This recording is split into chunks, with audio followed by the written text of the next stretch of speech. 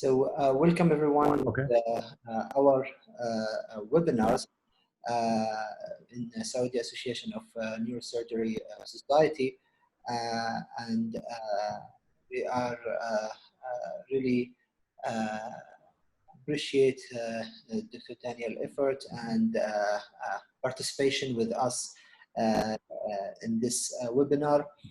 We conducted this webinar. This is number 22 lecture, and we have more than 250 participants in each webinar on average from all countries. We are very happy to have one of the figures in spine with us today, and Dr. Daniel. He's a professor of orthopedic surgery in Columbia University and director of cervical spine surgery and director of the spine fellowship. Thank you very much, Professor. Thank you.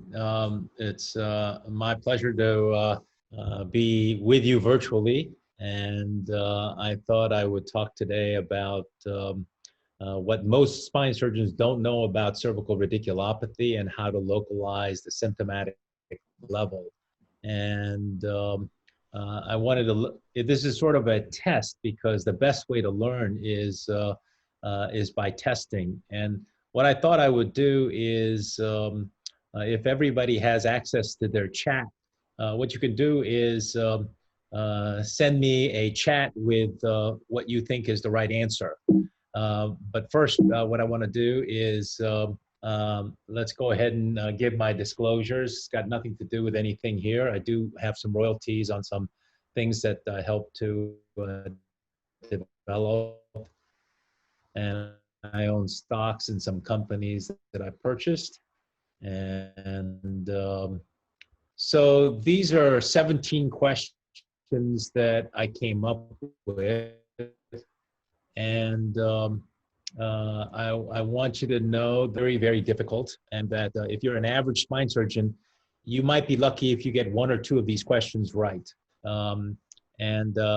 If you get maybe 3, 4, or 5 of these questions right, then you must be incredibly smart. You're probably in the top 1% of all spine surgeons in terms of your knowledge about cervical spine localization and how to pick out the symptomatic level. If you get between 6 and 10 questions right, I would say you're at a genius level. That means you know so much about the cervical spine a lot of these questions I didn't know the answers to for the longest time. And so for you to be able to answer 6 to 10 of these questions, you're in the top 1 out of 1,000 spine surgeons. And if you get more than 10 out of these 17 questions right, there's no way you're going to get that.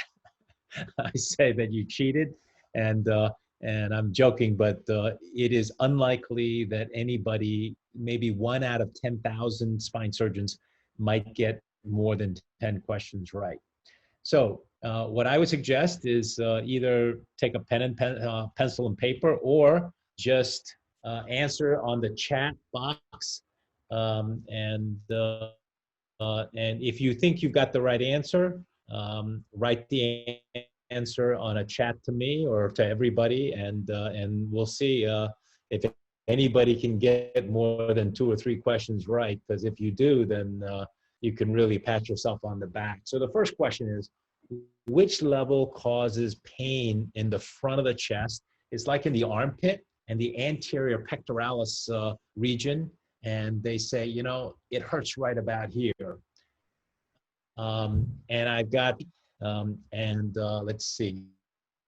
So E, E, A, B are the choices that we have so far. And so going once, going twice. It's C6-7. It's most commonly C6 or C6-7 level, the C7 radiculopathy. So the next time you see somebody with a C7 radiculopathy, ask them, do you have any pain in your axilla, in your armpit, or in the front of your chest? And you will see something like, yes, I have pain in right there, emergency room, thinking that I had a heart attack. And they worked me up. They got an EKG. They did a cardiac catheterization on me, and everything was negative. And I have no idea why I had the pain there. But now that you're explaining it, yeah, I've had pain right there during this entire time. You will see this over and over and over again. And people who visit me in my office will see patients that I see with a C7 radiculopathy complaining of it before. But now that I know about it and I've been in your office, I see it all the time. And so that's something that you should keep an eye on, because it's very, very, very common. It's just that people don't teach it, and so you don't know it. And therefore, it's when you hear about it, you go, well, that's got nothing to do with the cervical spine. That's what I used to say for years. But it's also known as cervical angina, because it mimics the kind of pain that you get with cardiac angina. But in fact, it is cervical angina. So remember that. It's a very, very common problem. Number two, which of these fingers, the thumb, index, long, ring, or small finger, is never a C7 dermatome? C, oh, that's a typo, that should be C. Is it the ring finger? Is it the thumb? Or is it the small finger? And I'm getting a lot of, I guess, B's, A's, some A's, good. So we're getting lots of good answers. And the answer is, if you take a look at the dermatomal map of a C7, the C7, if you look at this green, comes down here and it supplies all of these various nerves. And so the answer is that just about any finger can be a C7 dermatome. And if you take a look at the diagrams of how the nerve distribution is and which fingers go numb, in most of the textbooks, it's the index, long, and the ring finger. But the bottom line is, I have seen C7 radiculopathy with every single finger. So it's a trick question, actually. It's none of the above. It's every finger can be a C7 dermatome. I've seen people with a... Okay, which level causes pain behind the ear? Is it A, C1-2, B, C2-3, or is it C, C3-4 that causes pain? It's right behind the mastoid process. And I'm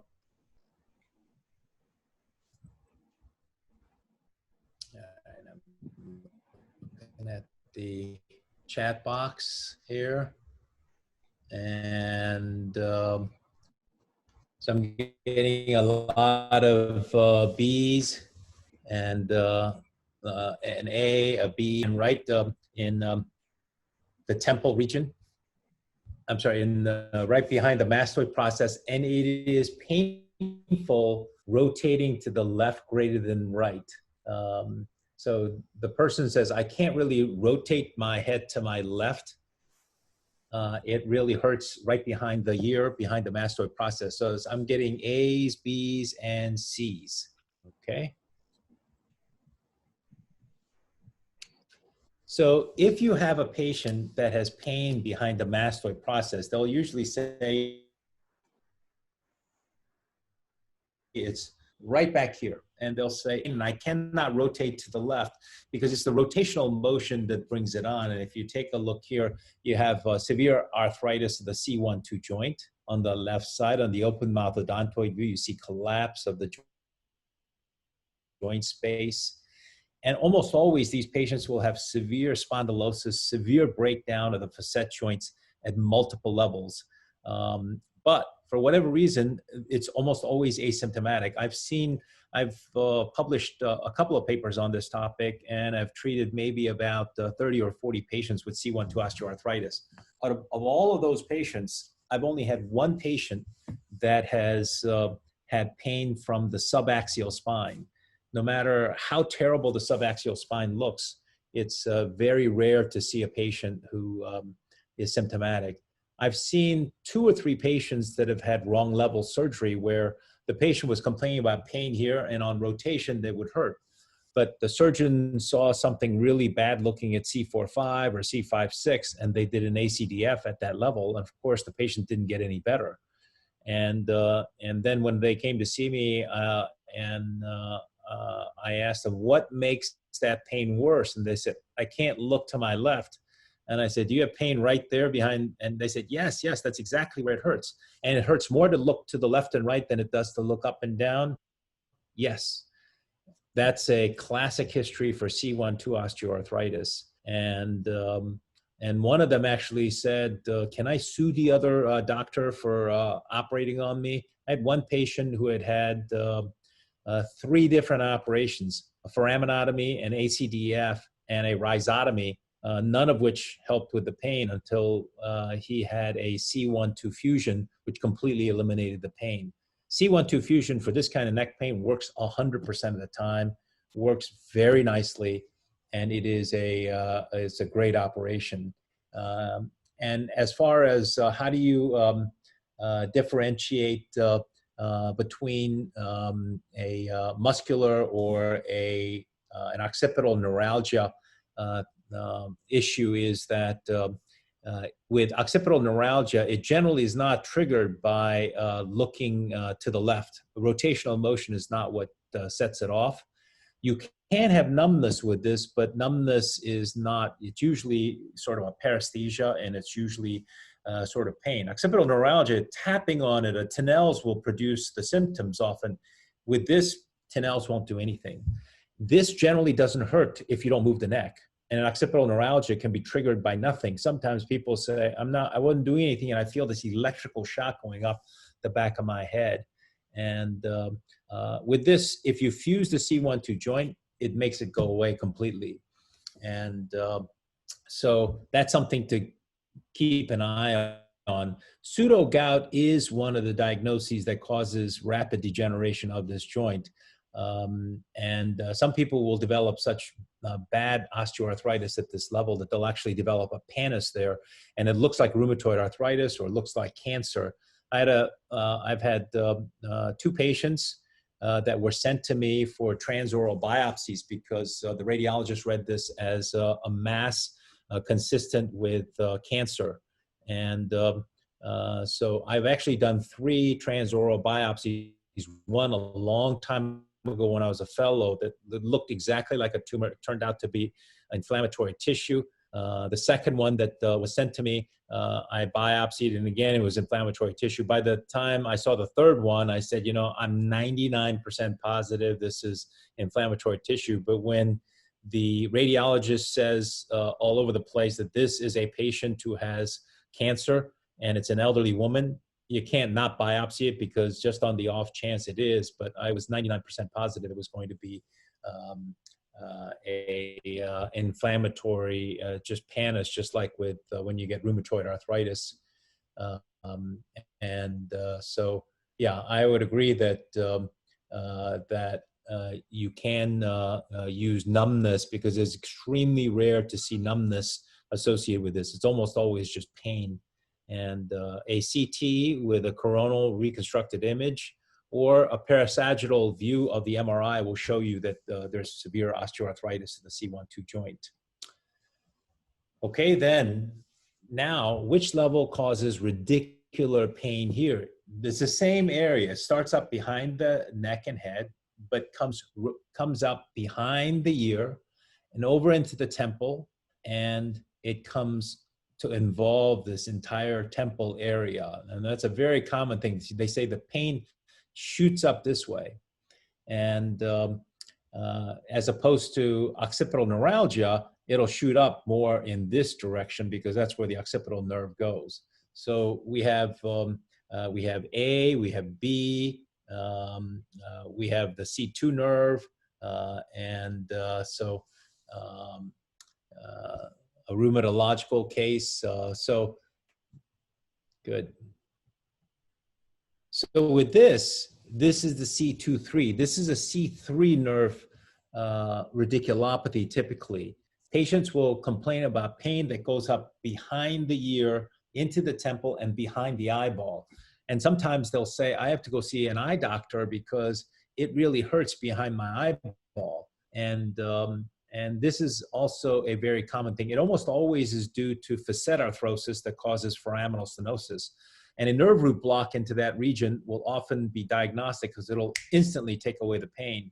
And the patient will say, yeah, as soon as I got that, I felt better. And if it's foraminal stenosis due to a facet arthrosis, you can just do a foraminotomy from the back and it'll alleviate the pain.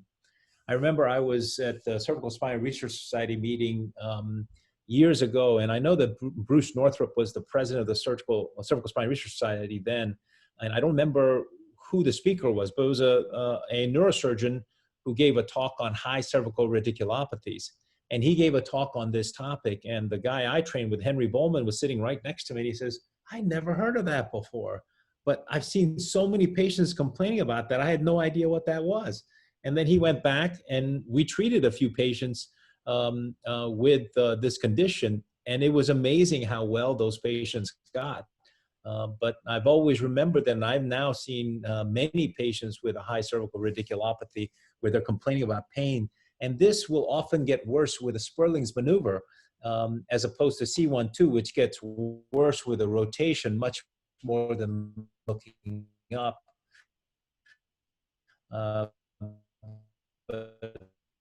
with a Spurling's looking up and to the left, that left side looking up to the right for a right foraminal narrowing will elicit these symptoms, and the patients will get better if you do a decompression, or you can do an ACDF or a posterior fusion. Next question, which nerve innervates these intrinsic hand muscles? The abductor pollicis brevis, the opponens, the flexor ulnar nerve B, C. So which nerve innervates these intrinsic hand muscles? The abductor pollicis brevis, you test that by pushing down like this and the pull through. And the flexor pollicis brevis, you bend this and you test it by trying to pull up on this. And then the lateral lumbricals are like this. And so is it A, is it B, or is it C? Is it the ulnar nerve? Is it the C7 radiculopathy, or is it a C8-T1 radiculopathy? And I see a lot of people saying C and C. Yeah, you saw the answer. Yeah, when you do the So, results. All right, can you see that? So the answer is C8-T1 radiculopathy. So all intrinsic hand muscles, with the exception of the few, are innervated by the ulnar nerve. So the exception to the rule are the four muscles that are, quote, above the law. And they're the ones that are innervated by the median nerve. Now, all intrinsic hand muscles come from C8-T1. So if you say C8-T1 innervates every intrinsic hand muscle, then you're good. Now, the ones that we mentioned before, those four that are above the law, also come from C8-T1, but they're innervated by the median nerve, because the C8-T1 gives you the ulnar nerve and the median nerve. And so these, again, are ABOF. That's how you remember it, ABOF, the law. So they're abductor, opponens, flexor, and the lateral lumbricals. These are the ones that are above the law, that all intrinsic hand muscles are ulnar innervated. They're median innervated through the C8 and T1 intrinsic, from the C8 and T1 nerves. So just remember that every intrinsic hand muscle is innervated by C8 and T1, either by the median nerve, which are these four groups of muscles, or by the ulnar nerve, which are the rest that allow you to do abduction, adduction, the medial lumbricals that allow you to do that with the hand, and so on. Which nerve extends the finger?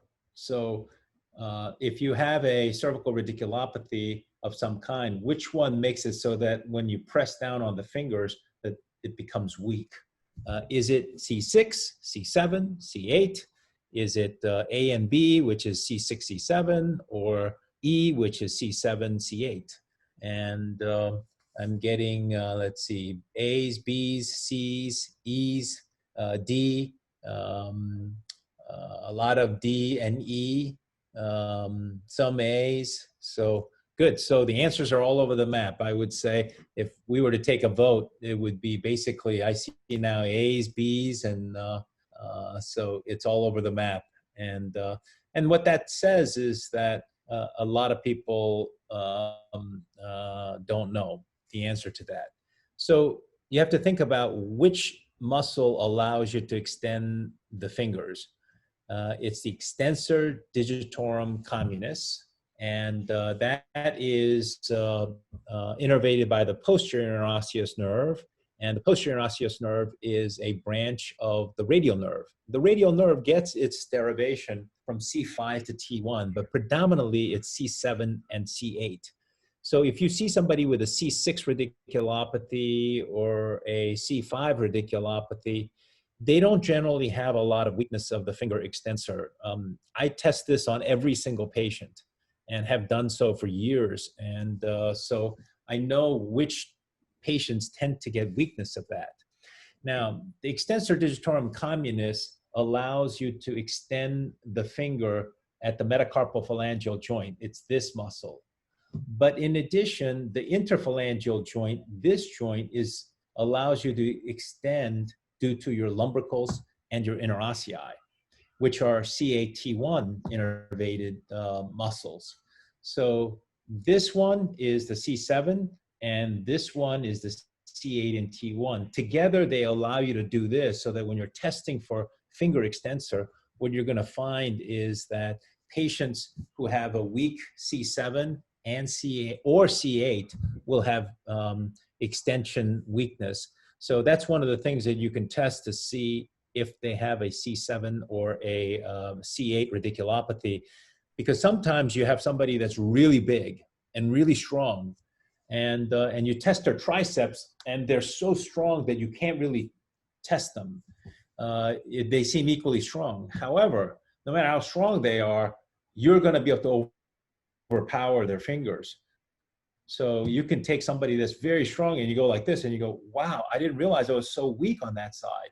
And that way you can tell whether they have some motor weakness that's associated with a C8, C7 or a C8 radiculopathy.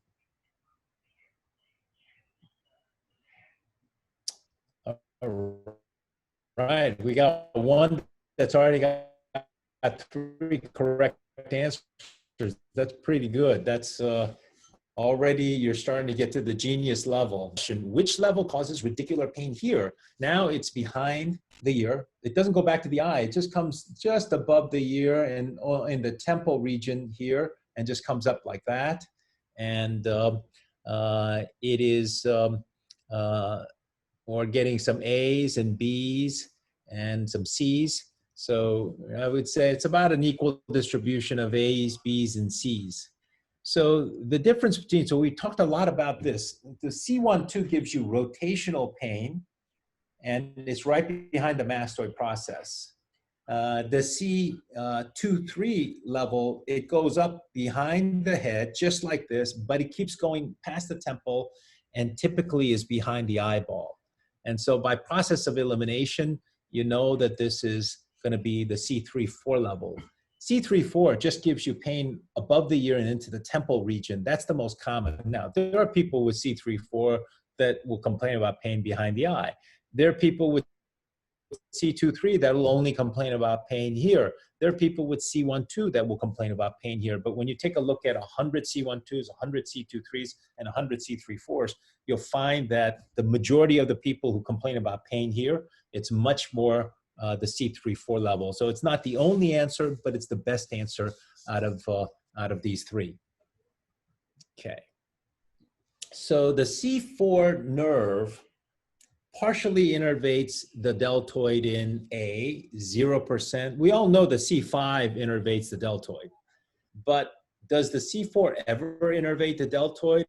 And if it does, if it doesn't, it's 0% A. If you think it innervates it a very small percentage of time, the answer is B.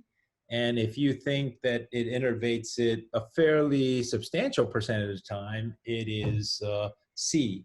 Now, why is that important? Is that if you have somebody who has severe deltoid palsy and they can't raise the arm up, and they have foraminal stenosis at C2, 3, 3, 4, 4, 5, and 5, 6, all of these regions, which a lot of people do, should you decompress them only at the C4, 5 level? Should you decompress them at the C3, 4 level in addition? And if you think the answer is A, then you would never decompress them at C3, 4. If you think it's B, you might very rarely decompress them at C3, 4. If you think 1/3 of the time the C4 nerve root contributes to deltoid function, and you have somebody with a complete deltoid palsy, then if you don't do it, then that 30% is never going to recover fully. So you have to think about doing that. That's why this question is important. So we have A's, B's, and C's, and I see a lot of C's as the answer. So this comes from the study by Tubbs et al., published in Journal of Neurosurgery in 2009. And what it shows is, what he showed, and other people in the literature have also reported rates between 20 and 48%, where the C4 nerve root helps to innervate the deltoid. So almost in 1/3 of patients, in some reports, more than 1/3 of the patients, the C4 nerve root contributes to deltoid function. So I always tell my fellows, if you have somebody with a complete deltoid palsy and you see foraminal stenosis at C3, 4 and C4, 5, you better decompress both of them just in case they're one of these 30 or 40 or even 48%, as this says in the literature. If they happen to be one of those patients, they're not going to get better unless you decompress both of those levels. So always think about C3, 4 when you have somebody with a profound deltoid weakness, because they could be one of those people who have a prefixed brachial plexus. And so they will not get better unless you decompress everything. Okay, which nerve affects grip strength? Is it A, C5, 6, or 7, B, C8, T1, or is it C, all of the above? So I use a dynamometer in all patients, and I've been doing so for many years. And with a dynamometer, I can tell you which patients have weak grip strengths. And let's see, I'm getting a lot of A's and B's. I would say B has so far been the most popular answer.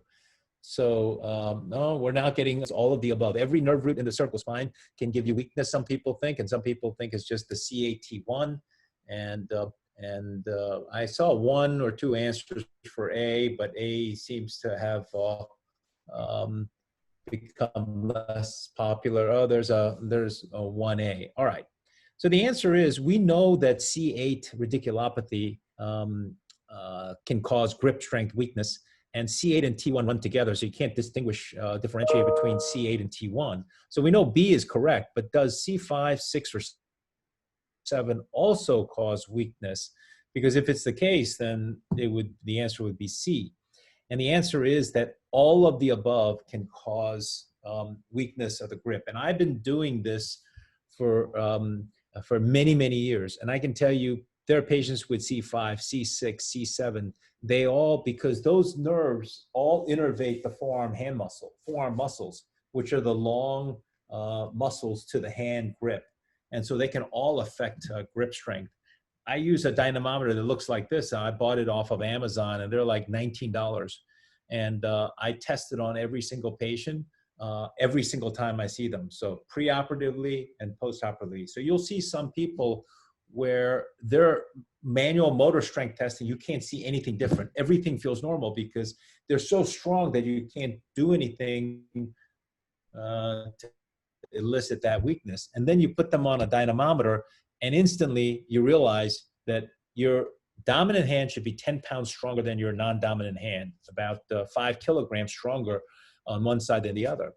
And you see people where it is maybe 10 kilograms weaker on their dominant side than the non-dominant side. And when you test them by putting your finger in and having them grip it, you can't tell that difference.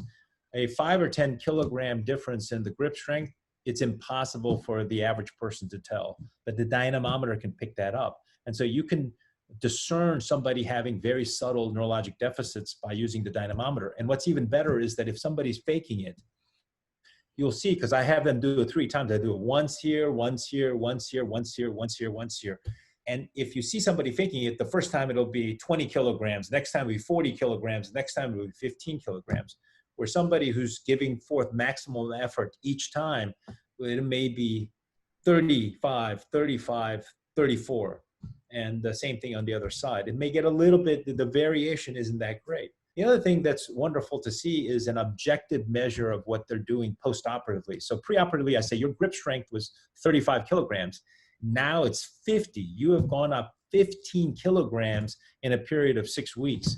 And that tells you how much you've improved over that period of time. So it serves many purposes in addition to educating you about the fact that grip strength can be affected with every single type of radiculopathy.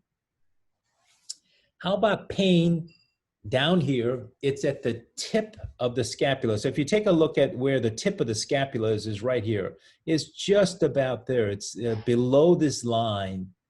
And is that pain from a cervical radiculopathy or is that from a thoracic radiculopathy? If you say the pain is from the thoracic level, then it's A. If you think that it's coming from the cervical level, then you would say it's false and it would be B. So I see some A's, I see some B's, I see false, yeah, a lot more B's, now a few A's.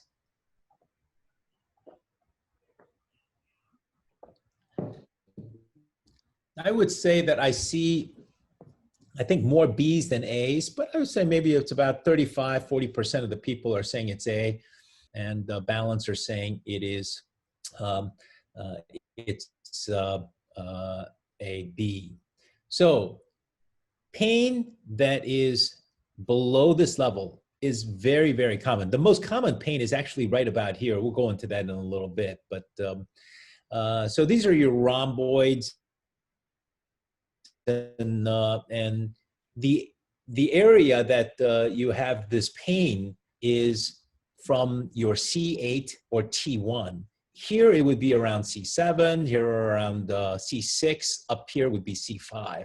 But this is pretty classic. The next time you see somebody with a C8 or T1 radiculopathy, and you say, you reach around their back and you say, does it hurt right here? They'll say, yes, yes. How did you know that it hurt there? And your patients will trust you a lot more because you're able to predict where they're having pain. It's a very common area for people to complain about pain. So this is the spine of the scapula here, and pain that is below the spine of the scapula is usually C8, and a little bit below that is T1. But C8 and T1 radiculopathies are not common. That's why most people don't know about this. Okay, now T2 affects hand function. Is it A, never, B, 5% of the time, or C, 20% of the time? So we all know that the brachial plexus is made up of C5, 6, 7, 8, and T1. We also know that now the Tubbs said that up to 28% of people will have a C4 nerve root contribute to the brachial plexus. So does the T2 nerve root ever contribute to the brachial plexus? And why is this important? Let's say you have somebody who has a tumor at T3 involving the T3 body, and you're going to, instead of doing a thoracotomy, you go through a costal transversectomy approach. You take down the rib, you reach around, and you do a corpectomy from behind. But as you're doing that, the T2 nerve root is in the way, and you say, let's just cut it. It's just a sensory nerve, and it just innervates the intercostal muscles at that level. Who cares if we cut it? If you cut it, will it ever impact hand function? Does the T2 nerve root ever contribute to your brachial plexus and the hand function? If you say it's never, then you can always cut it. If you say it's B, you say, well, you can cut it 5% of the time. I mean, you can cut it 95% of the time and get away with it. But if it's 20% of the time, about 1 out of 5 cases, you're going to see deficits. So again, we go back to the concept of prefixed and postfixed brachial plexus. Again, we go back to the Tubbs studies. And what he found that in about 5% of the people, so we had a lot of people say B, we had some people say C, and an occasional person say A, but the answer is that yes, a post-fixed brachial plexus has been reported anywhere from less than 1% to as high as about 5%. It doesn't quite, so the post-fix is not as common as the prefixed. So C3 contributes up to even 45, 48% of the time to your C5, to the deltoid function. But the T2 nerve root in 1 out of 20 cases will contribute to your hand function. So never cut the T2 nerve root. And if you do, understand that there's a 5% chance that you're going to contribute to this person's hand weakness. So you don't want to go there if you don't have to. And obviously, if you're trying to save somebody's life, that's a different story. But again, this is an important article to read, the Tubbs article. And somebody told me an interesting story. One of my former fellows told me that Tubbs was the surgical assistant to a neurosurgeon out in, I forget if it was California or in Oregon, somewhere out west in the United States, anatomy. And he started doing these dissections and has published extensively on nerve root pathologies and things like that. But he's not a surgeon. You would think, I always thought that Tubbs was a neurosurgeon, but it's not. He's just published in neurosurgical journals, but turns out that he's not even an MD. But it just goes to show you that a smart guy can discover a lot of things and teach all of us very amazing things about the human anatomy.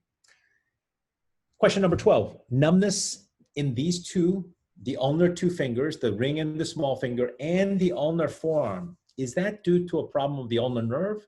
Is that a problem of CAT1? Or is that a problem with T1 and T2? So we're getting, let's see, we're getting some A, B.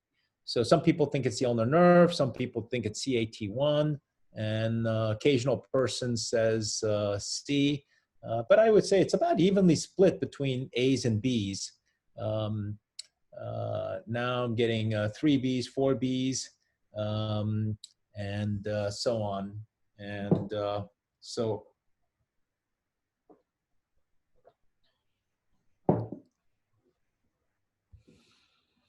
all right.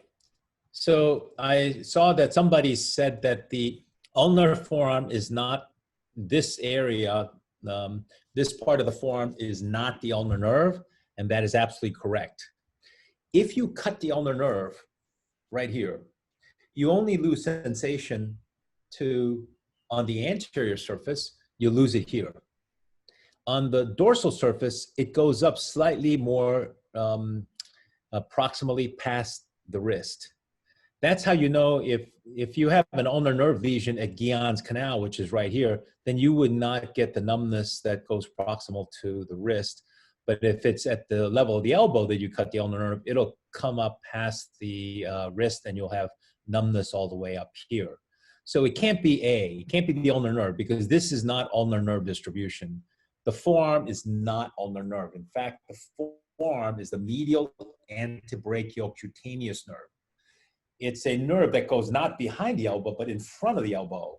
And so if you take a look at this brachial plexus diagram, the medial antebrachial cutaneous nerve comes off of the CAT1 nerve roots, off of that area before the ulnar nerve comes off. So that's why if you cut the ulnar nerve, you're not going to impact sensation here at all. You'll only impact sensation over here. So that's the medial antebrachial cutaneous nerve, and an innervate. This would be a cubital tunnel problem. It's not an ulnar nerve problem. The CAT1 nerves innervate both the medial antebrachial cutaneous nerve and the ulnar two fingers that is distributed, that is innervated by the ulnar nerve. takes care of both. So if you have numbness in the forearm as well as these two fingers, it's not a cubital tunnel syndrome. It doesn't mean you can't have a cubital tunnel syndrome as a double crush, but this is not a cubital tunnel syndrome. And so if you ever see a patient that has numbness here and you say that's due to an ulnar nerve neuropathy at the elbow, wrong.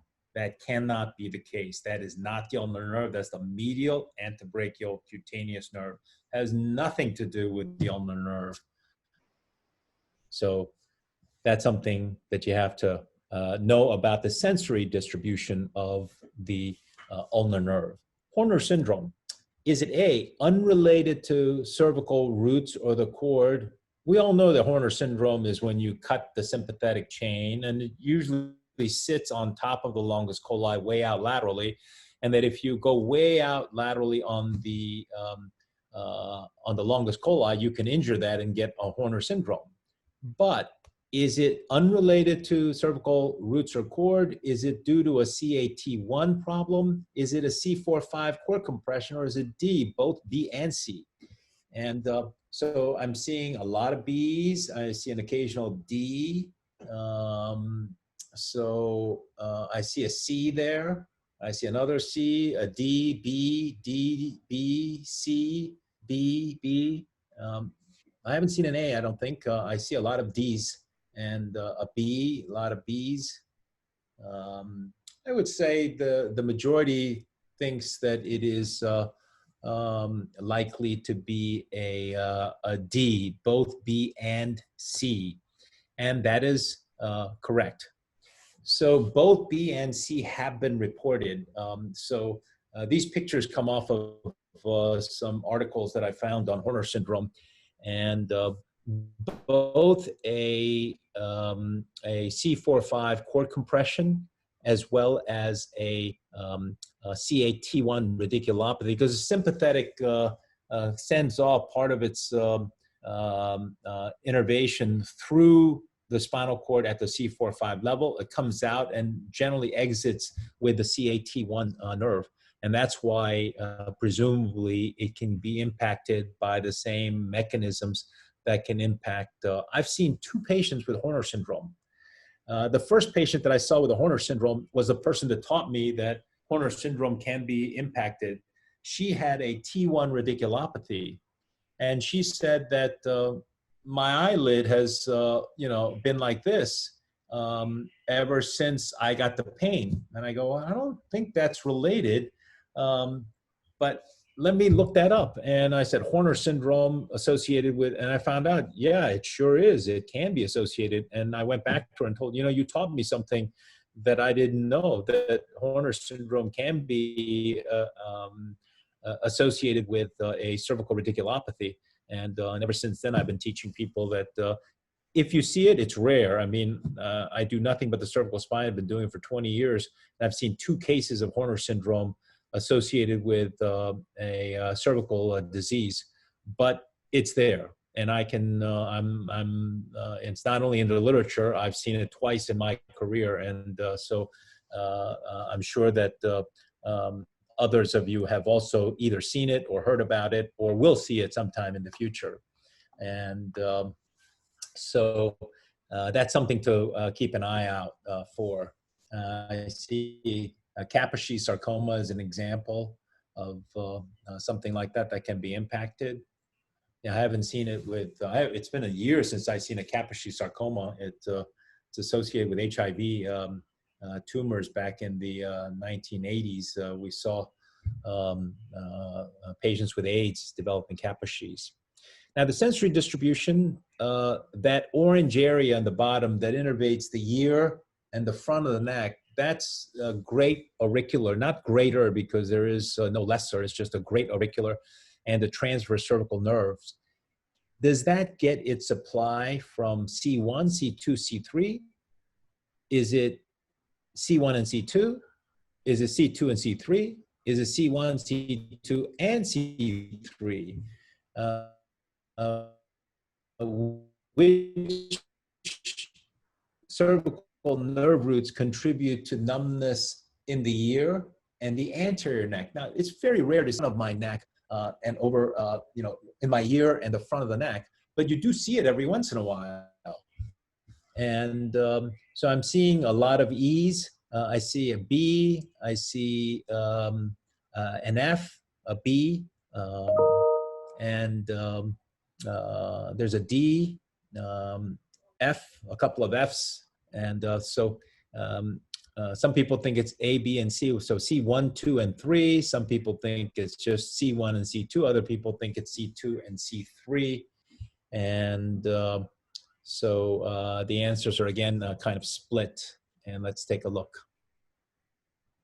So as I said, the numbness in this distribution is rare, but I have seen probably a half dozen patients with numbness.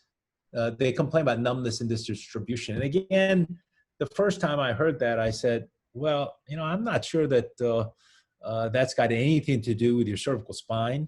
And when people complained about the symptoms down in the mandible, I would say, well, that's the trigeminal nerve. That's got nothing to do with the cervical spine. It's, that's a cranial nerve, and go see a neurologist about that, and I would just kind of blow it off. But in fact, as I've seen more and more people with this, and I've gone back to the anatomy books, and then once I learned about it, then I would go back into my office, and I see over the next several years, patient after patient, and when they complain about something, I look at what it is, and then if they get better after the surgery, I say, okay, that must have been what it is. And that's what you have to do, is you have to learn from your patients, and you have to throw away all the things you've been taught, and you have to listen to what your patients are saying, and keep an open mind and learn from your patients. And what I learned is that it's most commonly the C2 and the C3 nerves that innervate this region. And the C1 nerve, first of all, you often don't even see the C1 nerve when you're doing any kind of a dissection above the C1 posterior arch. But sometimes with people who have a problem at the C1-2 joint, and sometimes at the C2-3 joint, you'll see patients complaining about that area. And again, this is very rare, but I've seen half a dozen people with numbness in this distribution that have improved with, or you give them a nerve root block at that area, and they say, I got numb in that area. Next question. Is this a shoulder problem, or is this a neck problem?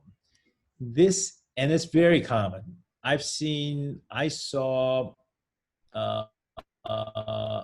have treated, let me see, 2 spine surgeons, the wife of a spine surgeon, a spine fellow, 2 shoulder surgeons who each thought they had the other problem on themselves or on their spouse. They thought they had a neck problem when they had a shoulder. They thought they had a shoulder problem when they had a neck problem. And one shoulder surgeon said to me, I wonder how many people I've operated on their shoulder thinking it was a shoulder problem when in fact it was a neck problem. So if the expert surgeons can't even tell in themselves, how are patients going to be able to tell? So is it a shoulder or is it a neck? I see A's, B's, I see C's. I see a lot of C's there. So a 75-year-old cannot abduct the arm. The shoulder external rotator is weak. It's 3 out of 5. They can barely do it, but not against resistance. Internal rotator is also weak. It's 4 out of 5. Otherwise, the motor and the sensory are completely normal. Assume there's only one problem. It's not neck and shoulder. It's either neck or shoulder, or you don't have enough information to be able to tell that you need more information from other tests, etc. So I see neck, I see shoulder, I see C, A, B's, and C's. And I would say between A and B, it's roughly even. And I see A's, B's, and C's, I would say, are roughly all about equal in terms of what people are choosing. So let's drill down and try to figure out whether this is a neck problem or whether because this is a very common scenario. This was taken right out of a clinical scenario. Can you get a nerve conduction study? Yes, you can definitely get a nerve conduction study to make that determination. So assume that you can't abduct the arm because you've got a C5 and or a C4 palsy, as we know that up to 45, 48% of the people will have a C4 component to your deltoid abduction. If it's a C5, you know that the biceps and supinator is also going to be weak, because anybody who's got a deltoid palsy from a C5 palsy always has a biceps that's weak. You never see a biceps that is normal in somebody who can't elevate their deltoid. So this person had a normal motor strength in the biceps. Their sensory exam was completely normal. Their shoulder external rotator was weak, and internal rotator was also a little bit weak. So there's no way this could be a C5 or a C4 palsy, because they don't have, so it cannot be a neck-related problem. It has to be a shoulder-related problem, because the person, otherwise, it doesn't make sense for the motor strength to be normal in the biceps. So it has to be the shoulder. It cannot be the neck. And it's very, very, if you think about it and you see this and you say, the person can't do this, but they got a normal biceps, they can supinate normally, that doesn't make sense neurologically. And that's how you know that it cannot be a cervical spine problem. And you'll see patients like this quite commonly. And what you do is you can get an EMG nerve conduction study, or you can also get an ultrasound of the shoulder or an MRI of the shoulder to show a massive rotator cuff tear, because that's what this patient had. It was a massive rotator cuff tear. It was traumatic, and they couldn't raise the arm up, and they can be treated with like a reverse shoulder replacement or something like that. When you have a massive rotator cuff tear, you can't repair it. But they will have external rotator weakness and some internal rotator weakness, depending on which rotator cuff muscles are done. And so this is a very, very common problem, and that's how you differentiate. Now, if the biceps is weak, then you know, unless now some people with a massive rotator cuff tear will also tear their biceps tendon, and they'll get some weakness. But you won't get loss of anti-gravity strength of the deltoid and have 4 out of 5 strength in the biceps. The biceps will also be maybe 3 out of 5 or something like that. And the supinator, which is the lateral head of the biceps, that will not be impacted by a rotator cuff problem. So that's how you can tell. If the biceps is normal and the supinator is normal, then that person is likely to have a shoulder problem. If those are weak, it's not likely to be shoulder, because a rotator cuff problem won't give you supinator weakness, and it won't give you profound weakness to the tune of loss of anti-gravity bicep strength. So keep an eye on that. Weakness, the last 2 questions now. Weakness of which of the following is likely due to something other than a radiculopathy? Okay, which of these things, when you see it, you say, it's not a radiculopathy? Finger abductor, spreading your fingers apart. Shoulder external rotator, rotating your shoulder out. Or shoulder internal rotator, somebody who says, I'm weak when I try to pull in. And some people say, I'm weak when I try to rotate out. Or a finger abductor. Which of the following is likely due to something other than a radiculopathy? So I'm not saying this is the only thing that they have, but you see somebody with a shoulder external rotator weakness. Can it be due to a radiculopathy? Can finger abductor be due to a radiculopathy? Can shoulder internal rotator be due to a cervical radiculopathy?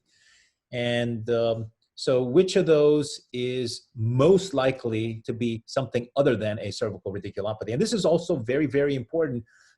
I test finger abductors, shoulder external rotator, shoulder internal rotator on every single patient.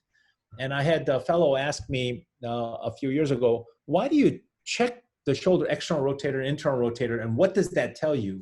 And I said, oh, that's a very good question. I assumed you knew the answer to that, and that's why I didn't teach it to you. but it's very, very, very important for you to know. So I see a lot of A's and a lot of B's. So finger abductor, if you see finger abductor, are you likely to say that could be coming from your neck? If you see a shoulder external rotator weakness, are you likely to say that could be coming from your neck? And if somebody complains about shoulder internal rotator weakness, are you likely to say that's coming from your neck? All right.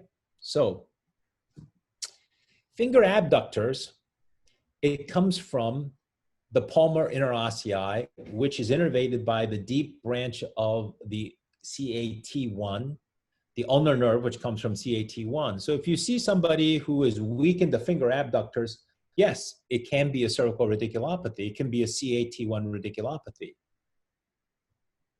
Shoulder external rotator is innervated by the deltoid muscle, the infraspinatus, and the teres minor. Those three muscle groups are all innervated by C5, C6. So yes, a single nerve root, one nerve root, can impact the weakness of that muscle. However, shoulder internal rotators are innervated by anterior deltoid, C5, subscapularis, 5 and 6, teres major, 5 and 6, latissimus dorsi, C6, C7, and C8, and pectoralis major, 5, 6, 7, and 8. So for one level radiculopathy, for a radiculopathy to cause weakness of the shoulder internal rotators is extremely, extremely uncommon. In fact, I can think of less than a handful of patients I've ever seen with shoulder internal rotator weakness. You see shoulder external rotator weakness with patients who have a C5 palsy all the time. It's very common. You see abductor weakness with C8 and T1 radiculopathy all the time. It's very common. But internal rotation is a motion that will almost never be seen as being weak unless you have a rotator cuff problem. And the reason is that there's so many nerves that innervate so many muscles that it's very, very uncommon. This is a muscle that you really use all the time, and it's very strong. So the body builds redundancy into it by having a bunch of different muscle groups power that. The external rotator is something that the body doesn't use as much, and so it's really limited to a few muscles. And that's why if you see somebody who has weakness of the internal rotator, you have to either think they're faking it or they have a massive brachial plexopathy. That's the other group that you see this in, is a multi-level brachial plexus injury where they're impacting all the different muscle groups. Both the adductor and the abductors of the fingers are innervated by the CAT1 muscles. They're the intrinsic hand muscles. Your palmar interossei that allows you to do this, adduction, and your dorsal interossei that allows you to do abduction. And they're both innervated by the ulnar nerve, which comes from CAT1. So shoulder internal rotator is the answer. If you see somebody with a shoulder internal rotator weakness, it's not likely to be a radiculopathy. It's likely to be either a brachial plexopathy, a massive rotator cuff tear involving those muscles, or the person is faking it and they're just showing you weakness everywhere. Okay, last question. This patient has only the following: weakness, numbness, and pain. So they have weakness of the thumb, the distal phalanx of the thumb. When you ask them to make an OK finger, they go like that instead of this. They have weakness of pronation. Pronation is weakness. They have numbness of the thumb, index, long, and part of the ring finger. And they have pain in this area, in the radial forearm, in the front.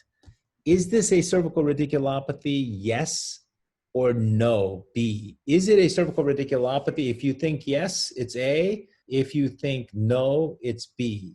I'm getting about 50-50 A's and B's, it looks like. A's and B's and A's and B's. No. A, B. I would say it's about 50-50 split.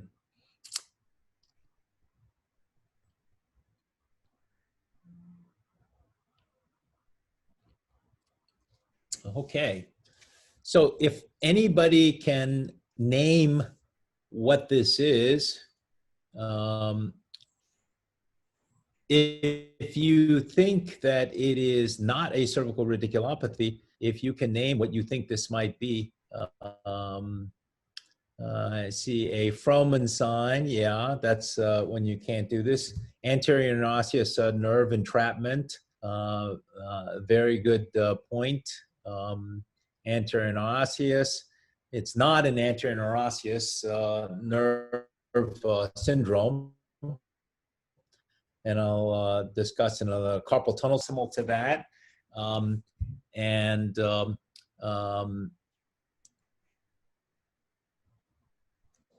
all right, so this is called a pronator Terry syndrome. And if it were a radiculopathy, you'd have weakness of the C6, C7, C8, and T1 in order to give you weaknesses of the numbness in the distribution that's here, numbness here, weakness of this, and inability to do that, weakness of the pronator, etc. So all of those would have to be impacted if this were a cervical radiculopathy. So as I said, this is a pronator Terry syndrome because you have weakness of the flexor pollicis longus that allows you to bend the tip of the thumb like that. And if it's, and the flexor digitorum profundus and pronator teres and pronator quadratus in order to turn the hand over and to pronate. And that's why this is a pronator Terry syndrome. It's not an anterior interosseous syndrome, exactly as somebody said, because there is no numbness with anterior interosseous syndrome. There's no pain in the forearm with an anterior interosseous syndrome, and there's no pronator teres weakness. So it's not an anterior interosseous nerve issue. It is trapped underneath the pronator teres proximally here, and that's why you get that median entrapment type of symptoms of weakness and numbness in that area. And the numbness comes proximally, which is why you see the pain distributing all the way up here. And so it is not a radiculopathy. It's a pronator Terry syndrome, but it can mimic a radiculopathy. And unless you do this, unless you test the pronation, unless you test the distal phalanx of the thumb, if you just say, oh, I've got pain that comes down here and I've got numbness in these three fingers, you're going to think, hey, this is a C6 radiculopathy. And if they happen to have at the same time an asymptomatic compression at the C5-6 level, you're going to say, wow, this person has a C6 radiculopathy, and you're going to do a cervical operation. They're not going to get any better. And then you're going to wonder what's going on. So you got to make sure that you check a patient's pronation. You got to make sure that you check to see on every single patient. And if you do, you will pick up not only a problem with the CAT1 radiculopathy, but you will also see patients when they develop a pronator quadratus, pronator Terry syndrome. So we had, looks like 2 people that had 9 out of 17 right, which is pretty phenomenal, I would say. That's really outstanding. The education level in Saudi Arabia obviously is very good, but it's not just that. It means that the folks who are able to get, they got a 7 out of 17. That's really, really outstanding. 9 out of 17, 7 out of 16. That's outstanding. 5 out of 17 is outstanding. I would say that for the first 10 years of my practice, I probably would have gotten maybe 2 out of 17 right. So anybody who scores more than 2 or 3 out of 17, you can pat yourself on the back. We got 10 out of 17. That's really good. Yeah, 4 out of 17 is all excellent. So, so the thing about the cervical spine is that there's so much variability in the anatomy, and so many things are so different from what you learned in medical school, and there's so many anatomical differences. And the best way to learn is not through looking at just textbooks; it's listening to what your patients say, and you doing a very thorough exam. And then when something doesn't make sense, just file it away in the back of your mind and goes, this person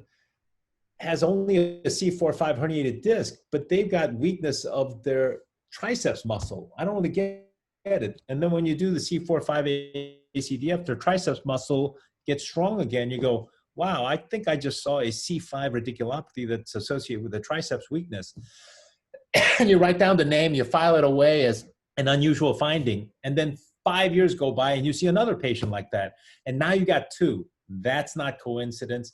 That's not something that that you can say, oh, this is like something weird. So every time you see something weird, write it down, think about it, and learn from it. And then when you got more than two, you can write a case report, and you can go ahead and write that paper up and teach other people that these things do exist. So thank you very much for paying attention. And we have now gone 9 minutes over time. And so I'm sorry I ran a little late. All right. Any questions? Anything else I can tell you? Thank you very much, Professor. Really a great talk. And we learn a lot of things that we first time encounter. I'm happy that I score 9, but a lot of things that it's for the first time I hear about it. We really appreciate your lecture, and we reach more than 240 participants with us. And the interaction with the chat and the people, it's really amazing. Thank you very much, Professor. If we have any question, we can type it in the chat so we can discuss it with the professor. If not, we will conclude our webinar today. Okay, and call me Dan. You don't have to bother saying professor. So let's see, how much do you have weakness for cervical radiculopathy in general? It can be anywhere from very minimum to severe loss of anti-gravity strength. And injections, yes, if you have pain, you can do an injection to make a diagnosis of where the pain is coming from. That's a very reasonable thing to do. But obviously with weakness or numbness, an injection is not going to help. So that only helps when you have pain. But I used to use injections all the time. I rarely do now because I think I know most of where pains come from. And so it's much easier. Yeah, the T2 post fixed brachial plexus, any exam? No, unfortunately, there's no way you can know. I think the only way you can do it is by doing things like, because an EMG won't pick it up either. You just have to understand that it can occur sometimes and never cut that nerve. Let's see, cervical radiculopathy and carpal tunnel syndrome. Yes, you can use the EMG nerve conduction study to help differentiate between somebody who has a single problem and who has a double crush. And if you have both problems, I usually let the carpal tunnel guys go first. And the reason is for two things. Number one, carpal tunnel surgery is such an easy operation. So let them do that first. But the other reason is that whoever goes second and cures the problem, the patient is much more grateful. So if you if you do it first and they still have numbness and the carpal tunnel surgeon does this and their numbness goes back, they thank the carpal tunnel guy. But if you do the carpal tunnel first and then you cure them and they no longer have numbness, they say, oh, the carpal tunnel guy didn't do anything. You treated and you got me better. So it's much better to go second than to go first. When do I use a nerve conduction study? When somebody has a nerve deficit that I can't figure out, is it a brachial plexopathy? Is it somebody who has both a carpal tunnel? Then I get both because that will allow me to differentiate.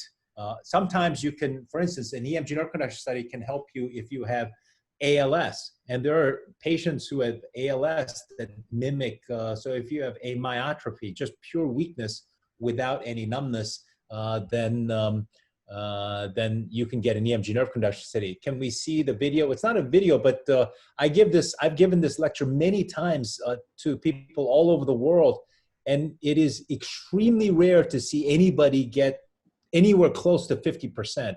Usually in an audience of 500 people, you have like one person at most. Most places, nobody gets anywhere close to 50%.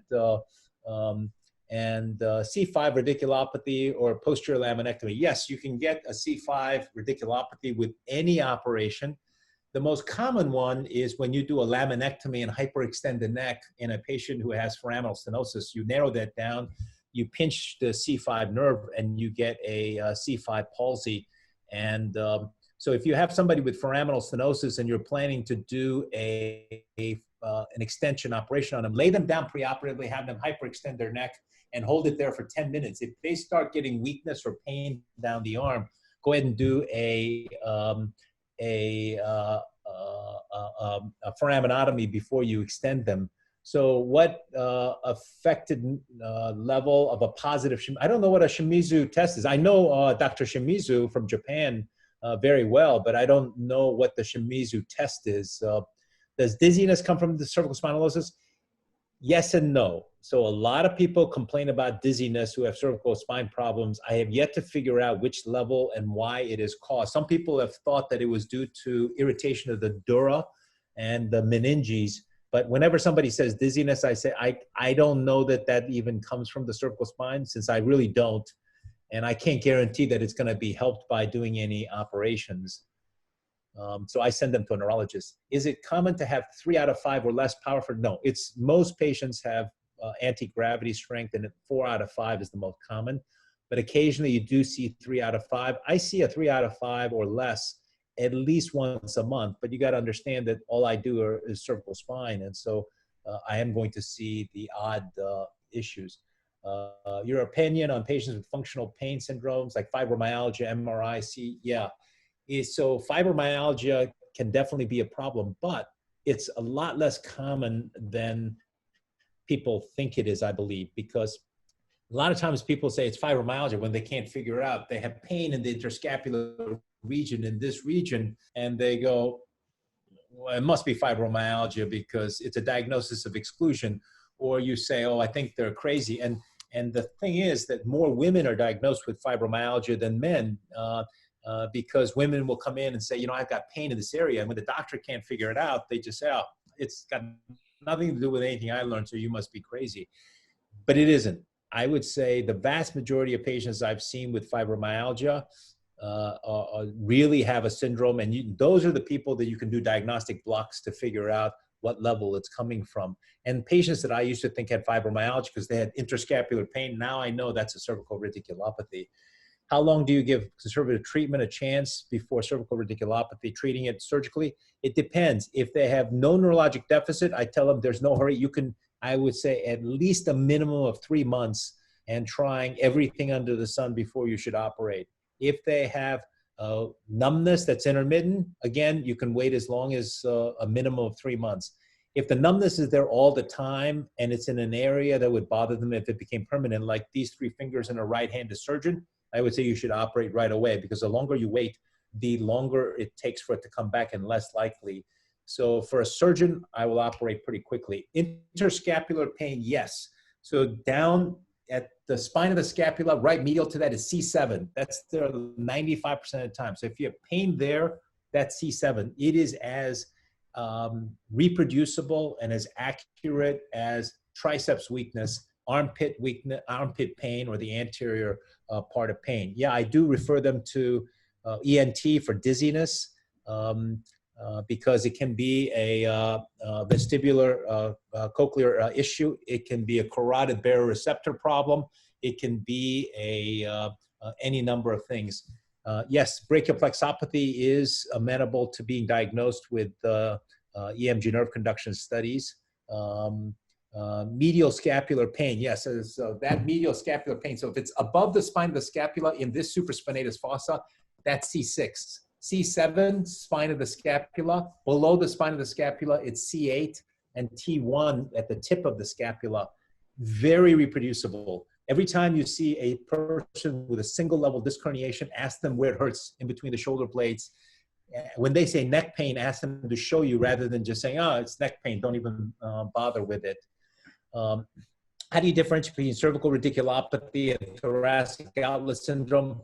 It's very difficult. That's a lecture in and of itself. One of the things you can do is arm abduction and trying to do this and see if the hands blanch and if the numbness occur with arm abduction and doing this. If so, it's likely to be a vascular thoracic obstruction. And so more commonly, that thoracic obstruction will get the lower trunks, and so it'll affect more in the CA-T1 distribution. So if it doesn't make sense, if it is much more positional with the thoracic outlet as opposed to a cervical issue, that's one of the ways, but that's not a perfect test. Clinical differentiation between cubital tunnel syndrome and cervical radiculopathy in the absent Tinel sign. So again, cubital tunnel syndrome, no numbness here, only from here and distally. Cervical radiculopathy, if it's CAT1, it'll be numb often here. And you look for the median innervated muscles, which won't be affected by cubital tunnel. So if you see the above the law, the abductor pollicis brevis that's weak, that's a median nerve. It can't be cubital tunnel problem. If you see opponents, if you see flexor pollicis weakness, and if you see lateral lumbrical weakness, those are median innervated. And so to get that weak, it can't be coming from an elbow problem. Let's see, a jaw jerk, differentiate whether lesion is from the brain or the spinal cord. Yes. So if you have a positive jaw jerk, then it means that it is above the level of the foramen magnum. It's in the brain. It is not. So if you have hyperreflexia, always check for the jaw jerk. And a normal jaw jerk would be, abnormal would be, can't quite, it would be like that, a hyperreflexic jaw jerk reflex. That means that somebody has a generalized hyperreflexia or it's above the level of the palms. Can you differentiate between chronic regional pain syndrome? So chronic regional pain syndrome is somebody who has dysesthetic pain, and it's rare to have somebody who has dysesthetic pain when you have it's pain way out of proportion. It's not just somebody saying, I've got pain in this area, and it would not be in a radicular distribution. It would be the whole hand. They would have difference in sweating. They would have color changes, vascular changes, so that because it used to be called reflex sympathetic dystrophy because it was mediated by the sympathetic nerve, and they used to do stellate ganglion blocks to block the sympathetic drive. But in cervical radiculopathy, you don't have those issues. You don't have the problem with the pallor. You don't have the sweating response, and you don't have the entire limb being involved. What about anterior foraminotomy? Yes, I do anterior foraminotomies without discectomy in the appropriate patients. The ideal patient is somebody with a collapsed disc with a big uncinate spur, and you take that down and you open up that area, and you can get a spectacular result. I have a UFC fighter that I did just an anterior uncinatectomy on. I have another one where I did a transcorporeal discectomy where I drilled a hole through the vertebral body and plucked out a disc and then filled that hole. And so anterior approaches without a fusion or an arthroplasty does work in the appropriate patient. And let's see. I think we passed all the question. I know we stopped the chat, to be honest, because the number of questions and number of people who want to interact is huge. And if it's indicate the value of the lecture and the speaker for us. I really appreciate your effort, Professor, and I would like to have another lecture from you in the future with our society.